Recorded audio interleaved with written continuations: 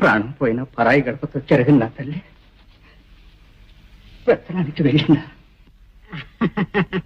అనుకున్న కట్నం సమకూడే వరకు మా మీద సీతకన్నేశారన్నమాట. బాధ్యత తెలిసిన వారికి అంతేగా మరి. ఈ రోజుల్లో డబ్బు లేని వాళ్ళకు పరువే ఉంది, వాళ్ళ ప్రేమకు విలువే ఉందిలే అక్కయ్య. అమ్మమ్మమ్మ అలా అనకండి అన్నయ్య గారు. డబ్బును మనం సంపాదిస్తాం కానీ అది మనం సంపాదిస్తుందా?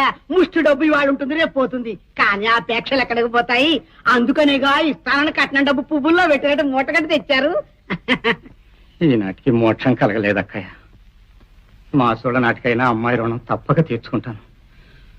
చేతిలో చిల్లి గవ్వలేని వాడిని, తల్లి లేని బిడ్డ దగ్గరకు వట్టి చేతులతో రాలేక కాసిన సున్నుండలు చేయించుకొచ్చాను.